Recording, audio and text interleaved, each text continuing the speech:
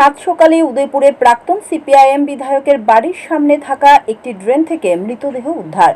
গোটা ঘটনাকে কেন্দ্র করে উদয়পুর মহকুমা জুড়ে ব্যাপক চাঞ্চল্য ছড়িয়েছে।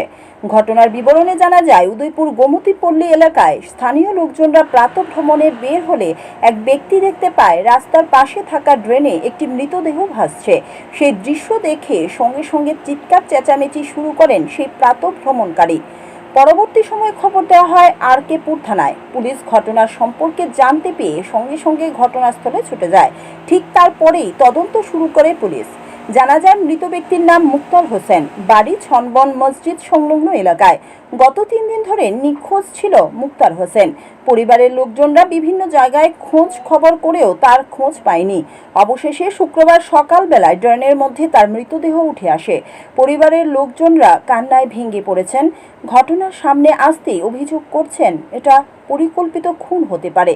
তবে পুলিশ গোটা বিষয়ে একটি অস্বাভাবিক মামলা হাতে নিয়ে তদন্ত চালাচ্ছে। আমরা 8টা নাগাদ একটা খবর পাচ্ছি যে সনবনস্থিত মসজিদপট্টির কাছে একটা গোমতী পল্লী, এখানে একটা লোক ড্রেনে পড়ে রয়েছে। তো আমরা সঙ্গে সঙ্গে খবর পাই আসি, এসে দেখি ঠিকই পড়ে রয়েছে, কিন্তু সে 17 তারিখ থেকে মিসিং। এখন আমরা পাইছি তারা ড্রেনের মধ্যে পড়ে রয়েছে। এখন দেখি আমরা পোস্টমর্টম ব্যবস্থা করতেছি, কী কারণে কেমনে পড়ছে। কতদিন ধরে আসলে মিসিং? 17 তারিখ সন্ধ্যার থেকে আছে মিসিং। কি নাম? মুক্তার হোসেন। বয়সটা কত? এবার 34 বা 35। প্রাথমিক অনুমানে কি বুঝতেছেন আপনারা পুলিশ? সে সবসময় ড্রাঙ্কার আসলো এবং সঙ্গে একটা মদের বোতলও পাওয়া গেছে। কোন জায়গা পড়ে রয়েছে এখন? এই সনবন গোমতী পল্লী, এই ওয়ার্ড নাম্বার 14, নিয়ার মসজিদ। ড্রেনের মধ্যে পড়ে রয়েছে? ড্রেনের মধ্যে। আচ্ছা, কতদিন ধরে পড়ে রয়েছে প্রাথমিকভাবে আপনারা ধারণা করতে পারছেন? হ্যাঁ, বডি তো দেখা যায় একটু ভোলা অবস্থা আছে, মনে হয় 2-1 দিন আগে পড়ছে।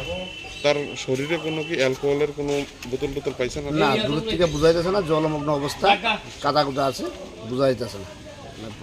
প্রাথমিক তদন্তের পর বোঝা যাবে যে ময়নাতদন্তের পর, পোস্টমর্টমের পর বোঝা যাবে কী করা যায়। ঠিক আছে। Bureau report, SBS media.